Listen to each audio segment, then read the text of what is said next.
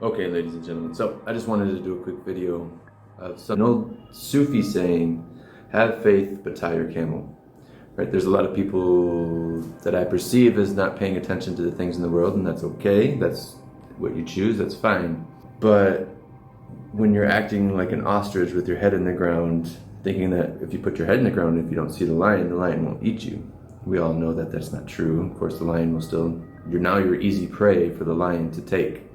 Much the same in the world of today, where a lot of people are choosing to keep their heads in the ground and even fight any kind of alternative point of view or perspective of the current situation of the world. And just like the ostrich, when you do these things, it makes you easy prey.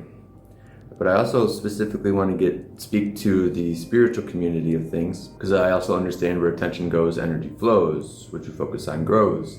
And so by paying attention to it, people think that they're feeling it, which isn't necessarily the case, right? That's part of wisdom. To be wise is to to be aware of what's going on around you. Now, when you invest emotions into what you see, then yes, you're feeling it. It's the emotions that fuel things. Joe Dispenza and a lot of the manifestation teachers always speak of it's the emotion. It's the emotion that fuels the reality that you either see externally or you visualize internally. And so for me, that's why I pay attention. I look at what's going on in Russia, China, Europe, I live in Central America and North America. When you pay attention to multiple points of perspectives, you get a greater view of what's going on in the totality. I don't invest myself emotionally what's going on and be in anger or be in hatred or be in victim mentality of what's going on. I just observe for the sake of observing to better be able to plan my actions into the future. If you know what's going on, you can kind of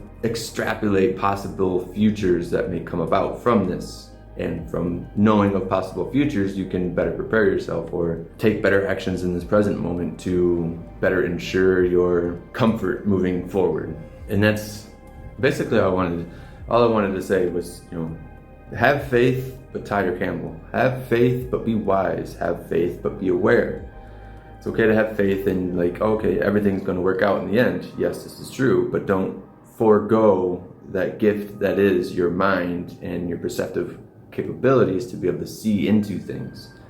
Having too much faith or just giving yourself completely, which I know these words are contradictory because at the same time it is about surrendering and giving yourself fully, but it's much more there's discrepancies in here, and that can be its own thing I can talk about later. But don't forego wisdom for the sake of ignorance is bliss. Thinking that not being aware, not paying attention is not feeling it and thus not creating it, right?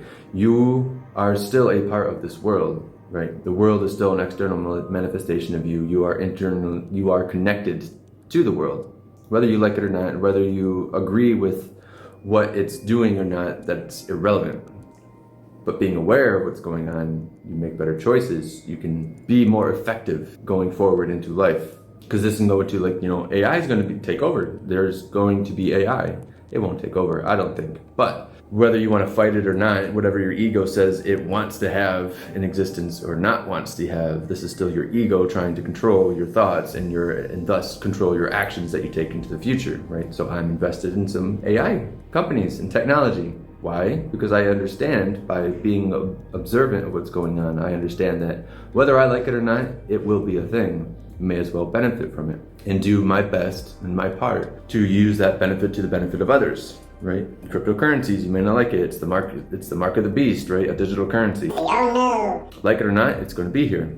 Now, perhaps it behooves of you to see that, okay, whether I want it or not, it's probably going to be forced on me, right? You only have so much power in this world. We as a collective do have a lot of power, and that's all something else. But if life is a school, life is a lesson of things for you to observe and learn from, you only have a finite amount of capabilities to change things. So take what you can, accept what you can, and through acceptance of seeing what's going to be brought to you, why not benefit to the best of yourself that you can? And if you so choose, you can also use that benefit to help others. Again, in the spiritual community, have a They frown upon wealth or money, thinking that it just fuels the ego, and which it does, and that it's this bad thing. But you can't help things, you can't change things, you can't build schools of which to educate people, you can't benefit the world without the resources to do so. Money is one of the malleable resources that can turn itself into whatever other resource you need, right? Money buys things. Yeah, I understand there's that, but that's not the lesson. See, the lesson in life isn't about throwing things away or not participating in things because it might take over you. The lesson in life is to gain willpower so that you know how to use things to the best of the ability without it controlling you. Money's a tool, use it for the betterment of the world.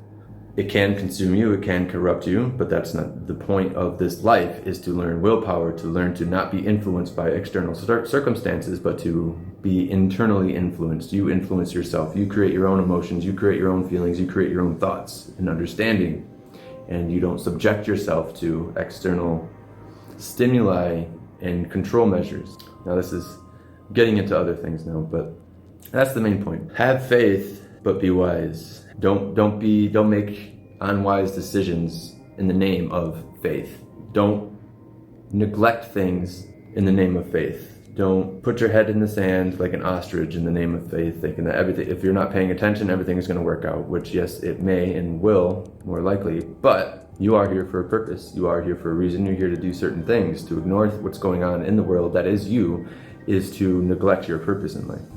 If that makes sense. All right. Bye.